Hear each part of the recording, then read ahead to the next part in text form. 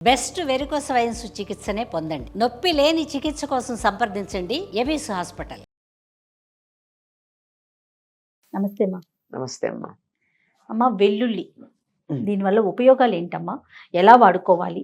అమ్మా, ఉల్లి చేసిన మేలు తల్లి కూడా చేయదని ఒక మాట ఉంది. ఇది మామూలు ఉల్లి కాదు, వెల్లుల్లి గురించి చెప్పినటువంటి మాట. దీనికి సంస్కృతంలో రసోణము అని పేరు, హిందీలో లస్సన్ అంటారు. రసోణము అంటే ఒక్క రసం తప్ప అమృతంతో సమానమైంది వెల్లుల్లి. వెల్లుల్లి అన్ని మంచి లక్షణాలు ఉన్నాయి. ఈ మంచి లక్షణాలు ఉన్నటువంటి వెల్లుల్లి నిత్యం ఆహారంలో వాడుకుంటే వైద్యపరంగా అది పెద్దగా పనిచేయదు. మనకు ఆహారం అయిపోతుందిగా, శరీరం దానికి అలవాటు పడిపోయింది. అంచేత వైద్యపరంగా ఎప్పుడు వాడాలో అప్పుడు వాడితే అది చేసినంత మేలు మరొకటి చేయదమ్మా. చాలా అద్భుతంగా పనిచేస్తుంది. శరీరానికి ఉన్నటువంటి నొప్పులు తగ్గిస్తుంది. కండరాల బాగా బాధగా ఉంటే కండరాలు, ఆ కండరాల్లో ఉన్నటువంటి నొప్పుల్ని, వాతపు నొప్పుల్ని అన్నింటినీ తగ్గించగలుగుతుంది. తర్వాత శరీరంలో చలవ చేస్తే ఉంటుంది కదా, దాన్ని ఉష్ణాన్ని కలిగిస్తుంది, శరీరానికి వేడి కలిగిస్తుంది. చిన్నపిల్లలు ఉన్నారనుకోమ్మా ఇంట్లో, చిన్నపిల్లలకి కఫం, వాళ్ళకేమో ఉమ్మేయడం రాదు, మింగలేరు, కక్కలేరు, బాధపడుతూ ఉంటారు. అంటే మరీ పసిపిల్లలు కాకుండా కాస్త 1-2 సంవత్సరాలు వచ్చి కాస్తన్నా మన మాట వినగలిగిన నాన్న మంచిది అని చెప్తే, అట్లాంటి వాళ్ళకి ఏం చేస్తారో తెలుసమ్మా, బాగా ఈ శీతాకాలం వచ్చేటప్పటికి ఒక వెల్లుల్లి రెబ్బ అంటారు, తెలుసు కదా. ఆ వెల్లుల్లి రెబ్బ తీసుకుని, మెత్తని సానలు ఉంటాయిగా ఇంట్లో, ఆ మెత్తని సాన మీద 3-4 చుట్లు, అంతే, అంతకన్నా ఎక్కువ కాదు, అరగదీస్తారు. అలాగే 3-4 చుట్లు అల్లం ముక్క అరగదీస్తారు. ఈ 2 కలిపి, అంటే మెత్తగా కలికం అంటారు దాన్ని, ఆ కలికం వస్తుంది. దాంట్లో కొద్దిగా తేనె కలిపి నాలిక్కి గనక రాచినట్టయితే కొంచెం ఘాటుగా ఉంటుంది. తేనె ఎక్కువ వేస్తే వాడి పిల్లలు బాధపడరు. అది బాగా చప్పరిస్తారు, ఘాటుగా తీయగా ఉంటుంది. చాలా క్లియర్ అయిపోతుంది. దగ్గు, గొంతు తగ్గుతుంది, గొంతు నొప్పి తగ్గుతుంది. నొప్పులు తగ్గడానికి వెల్లుల్లిని మించింది లేదమ్మా. చాలా అద్భుతంగా నొప్పులు తగ్గిస్తుంది. అది గొంతు నొప్పి అయితే ఇట్లా చిన్నపిల్లలకి. పెద్దవాళ్ళకి అంత అవసరం లేదనుకోండి, వాళ్ళ మార్గాలు వాళ్ళకున్న. చిన్నపిల్లల కోసం ఈ తేనె వేస్ట్ చేసేది మనకు అది సరిపోదు. పెద్దవాళ్ళు అయ్యేటప్పటికి ఇంకొంచెం దానికి డోస్ పెంచాల్సి ఉంటుంది. అంత ఉపయోగకరంగా ఉంటుంది. ఇంకా దీనికి ఉన్న లక్షణం ఏమిటంటే, అమృతంతో సమానం అని చెప్పాం కదా. ఆ అమృతం ఏమిటి అంటే పాలు. పాలతో కలిపి గనక వెల్లుల్లిని మనం ఉడకపెట్టినట్టయితే అది పూర్తిగా అమృతంలాగా ఉంటుంది. దాంట్లో ఉన్నటువంటి ఆ వాసన పోతుంది, వెల్లుల్లి వాసన పోతుంది. చక్కగా ఒక 5-6 వెల్లుల్లి గర్భాలు తీసుకుని దాన్ని ఇన్ని పాలల్లో ఉడకబెడితే చక్కగా హల్వా లాగా తయారైపోతుంది. కొంచెంసేపటికి కొంచెం ఎక్కువ పాలే తీసుకోవాలి, ఉడికేటప్పటికి ఇంకిపోతాయి కదా. దాంట్లో కొద్దిగా చక్కెర వేసుకుని తినేస్తే 2 పిల్లలకు పాలు ఇవ్వచ్చు, బాలింతరాలు. అంత అద్భుతంగా. బాలింతరాలకి పాలు ఎందుకు తగ్గుతాయి? వాతం వల్ల. ఆ వాతాన్ని హరిస్తుంది వెల్లుల్లి, అద్భుతంగా పనిచేస్తుంది. పాలు మాకు ఎక్కువ లేవు అన్న వాళ్ళకి ఇది అసలంటూ ఉంటే, కొంతమందికి అసలు ఉండవు, గ్లాండ్సే పనిచేయవు, అవి గనక పనిచేస్తూ ఉంటే మాత్రం ఇది చాలా అద్భుతంగా పనిచేస్తుంది వెల్లుల్లి. అందుకే బాలింతలకి ఇలా పెడితే పెడతారు, లేకపోతే కనీసం వాళ్ళకి పెట్టేటటువంటి ఆహారంలో వెల్లుల్లిని కలిపి పెడతారు. ఎక్కువగా వెల్లుల్లిని తప్పనిసరిగా వెల్లుల్లి కలిపి పెడతారు. ఇంకా దాన్ని కలపడానికి ఒక చిత్రమైన పద్ధతి ఏమిటంటే, అమ్మాయికి 21వ రోజున ఏదో మళ్ళీ పురుడు అది అయిపోయింది అన్నప్పుడు ఆ వెల్లుల్లి గడ్డ ఉంటుంది కదా, పాయ, ఆ మొత్తం అంతా పమిటి కొంగులో కడతారు కదా. ఎందుకంటే అది అందుబాటులో ఉంటే మంచిది కదా, అందుకు, అంతకన్నా ఇంకేం లేదు. అందుబాటులో ఉండడానికి చేసినటువంటి ఏర్పాటు అనమాట. అది ఒకళ్ళకి వాయినాలు ఇచ్చేటప్పుడు ఏదో అలా ఇచ్చుకోవడం అంటే అది ఎంత ఉపయోగకరంగా ఉంటే దాన్ని ఇస్తారమ్మా.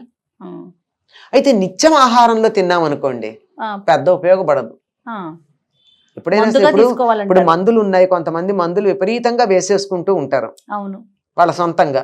అట్లాంటి వాళ్ళకి ఏదన్నా ఇబ్బంది వచ్చినప్పుడు మందు వేస్తే వెంటనే పనిచేయదు, 3వ 4వ టాబ్లెట్లు వేయాలి. అవును ఎప్పుడు మందు వేసుకునే వాళ్ళకి అర టాబ్లెట్ సరిపోతుంది. అవును కనుక దీన్ని మందులాగా వాడేటటువంటి వాళ్ళకి, అంటే మందులాగా అంటే మిగిలినప్పుడు వాడొద్దని కాదు, నిత్యం అల్లం వెల్లుల్లి కలిపి వేసేసుకోవడం అని కాకుండా కొన్ని రకాలైనటువంటి వంటల్లో దాన్ని వాడాలని చెప్తారు. ఓకే అవి వాడితేనే ఆ వంటలకు కొంచెం విలువ ఉంటుంది, అవి బ్యాలెన్స్ చేస్తాయి దాంట్లో ఉండే దుర్గుణాన్ని. అంతే తప్ప అన్నింటిలోనూ గనక వేసినట్టయితే అంత ఉపయోగం ఉండదు, అస్సలు లేకుండా పోదు. కనుక ఇంత ఉపయోగకరంగా ఉంటుందమ్మా. తర్వాత ఈ వెల్లుల్లికున్న లక్షణం ఏమిటంటే రక్తాన్ని పరచగలదు. ఓకే అందుకని కొలెస్ట్రాల్ అది ఉన్నవాళ్ళు తప్పనిసరిగా వెల్లుల్లి వెల్లుల్లి, పచ్చి వెల్లుల్లి తినమంటారు. ఉమ్. అది కూడా పరగడుపున పచ్చి వెల్లుల్లిపై చక్కగా కసా నవి తినమంటారు. అది కొంచెం ఇబ్బందే. ఇబ్బందే, వాళ్ళకి పక్క వాళ్ళకి కూడా ఇబ్బంది. అవును అందుకని ఇంకా కొంతమంది ఏం చేస్తారంటే వెన్నలో దాన్ని పెట్టుకుని మింగుతారు. మింగేస్తారు. కానీ మింగితే అది నవలబడదు కదా పూర్తిగా, అది నల అవడానికి కొంచెం సమయమే పడుతుంది. ఆ, దానికన్నా ఇంకొక మార్గం కూడా చెప్తారమ్మా. 4-5 వెల్లుల్లి గర్భాలు తీసుకుని ఆ, అన్నం ఉడుకుతూ ఉన్నప్పుడు అన్నం అంతా ఉడికిపోయిన తర్వాత దాన్ని ఓ పక్కన పెడితే ఆ పార్ట్ వరకు వాళ్ళకి తీసి పెట్టేస్తే ఆ వేడికి అది ఉడుకుతుంది. ఓ, అది దాన్ని మింగేయటం ఇంకా అది అది నవిలి మింగాలి, నవలకపోతే లాభం లేదు. నమ్మలాల్సిందే. నవలాల్సిందే, నవిలితేనే అది ఉపయోగపడతాయి. ఓకే ఇది టాబ్లెటా లోపలికి వెళ్ళా మింగేయడానికి. కరగడానికి? కరగదు కదా. అవును ఇది మనం నవిలితేనే ఈ పీచు లోపలికి పెడుతుంది. అట్లా తినేటటువంటి వాళ్ళు కొలెస్ట్రాల్ పోవాలంటే ఇట్లా చేసేవాళ్ళు ఉన్నారు. ఆహా, ఇప్పటికీ చాలా మంది చాలా ప్రాంతాలు మీకు కనపడతారమ్మా, పొద్దున్నే వెల్లుల్లి గర్భం తినేవాళ్ళు. ఆ, అంటే కొలెస్ట్రాల్ ఉంది అని చెప్తే వాళ్ళకి అవును. తగ్గుతుంది అని చెప్తారు. ఇట్లా అనేక రకాలైనటువంటి ప్రయోజనాలు ఉన్నాయమ్మా. ఏది కూడా సృష్టిలో ఉన్న ఏ వస్తువు నిరుపయోగం కాదు. అది ఔషధం కానటువంటి మొక్క కానీ, మంత్రం కాని అక్షరం కానీ లేదని చెప్పి మనకు ఒక మాట ఉంది ఆయుర్వేదంలో. నాస్తి అన్నారు, లేనే లేదు. ఏదో ఒక ఉపయోగం ఏదో ఉంటుంది. ఒక ఉపయోగం ఉంటుంది, ఒకదానికి కాకపోతే ఒకటి ఉపయోగం ఉంటుంది. మనం తెలుసుకుని ఉండాలి అంతే. తెలుసుకోవాలంటే దాన్ని దుర్వినియోగం చేయకుండా, మంచిదన్నారు కదా అని రోజు 10 ఉల్లిపాయలు తింటే ఏమవుతుందమ్మా, పచ్చి ఉల్లిపాయలు అదే కదా ఒకేసారి నాకు చాలా రక్తం పలచబడాలి, రక్తనాళాలు బాగా వెడల్పయ్యి రక్త ప్రసరణ బాగుండి కొలెస్ట్రాల్ తగ్గాలి అని ఇన్నేసి వెల్లుల్లి గర్భాలు తినేస్తే ఏమవుతుంది? ప్రయోజనం పెద్ద ఏం ఉండదు. అవును మరీ ఎక్కువ తింటే వేడి చేసే ప్రమాదం కూడా ఉంది. అందువల్ల వాతావరణం చాలా గొప్పది. ఏంటంటే వాతాన్ని పోగొడుతుంది, ఉమ్, వాతాన్ని పోగొడుతుంది, నొప్పులు తగ్గిస్తుంది, చాలా తొందరగా హీల్ అవుతాయమ్మా. ఈ డెలివరీ తర్వాత ఆ. కుట్లు అవన్నీ ఉంటాయి కదా, అవును. పైకి కనపడతాయి కుట్లు, కానీ లోపల గర్భాశయం ఎంత పచ్చిగా ఉంటుంది. ఆ పచ్చిగా ఉన్నటువంటిది అది నార్మల్ స్టేట్కి రావడానికి తిన్న వెల్లుల్లిపై చాలా సహకరిస్తుంది. ఓకే అంతేకాకుండా చెట్లకి చీడ పురుగులు పట్టాయి అనుకోండి, ఆ, ఈ వెల్లుల్లి గర్భాలను చక్కగా దంచేసి నీళ్లల్లో కలిపి వాటికి కొడితే కూడా పోతాయా? కొన్ని రకాల చీడ పురుగులు పోతాయి. ఓహో అంత ప్రయోజనకారైనటువంటిది. ఎందుకంటే దాని నుంచి సల్ఫర్ బాగా వస్తూ ఉంటుంది. ఉహు, ఉమ్, తర్వాత క్లోరోఫిల్ అరగాలంటే వెల్లుల్లి సల్ఫర్ కావాలి. క్లోరోఫిల్ ఆకుకూరల్లో ఉంటుంది. ఆకుకూరలు అరగాలి అంటే తప్పనిసరిగా వెల్లుల్లి వెల్లుల్లన్నా వెయ్యాలి, లేకపోతే సల్ఫర్ ఇచ్చే మరో పదార్థం ఉంది, ఏమిటంటే ఇంగువ.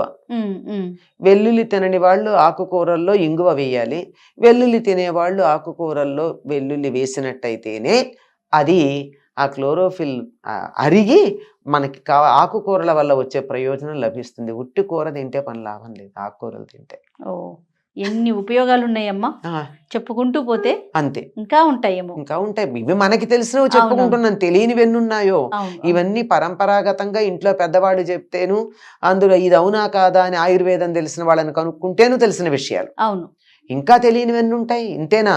అదే కదా జ్ఞానం అనంతం కదమ్మా. అవును దీనికి ఇది సీలింగ్ అనేది ఏం లేదు. అవును తప్పనిసరిగా తాడితన్నేవాడి తలదన్నేవాడు ఉన్నట్టు ఇన్ని చెప్పాక ఇంకో ఉపయోగం మరొకళ్ళు చెప్పచ్చు. చెప్పొచ్చు. వెల్లుల్లి పొట్టు కూడా ఉపయోగపడుతుంది, కాస్మెటిక్ గా ఉపయోగపడుతుంది. తెలుసా ఇది? అవును మరి అవునమ్మా, ఎందుకు ఉపయోగం లేనిదేముంది? వాడుకోవటంలోనే ఉంటుంది. రైట్ అమ్మా, నమస్తే. నమస్తే అమ్మా.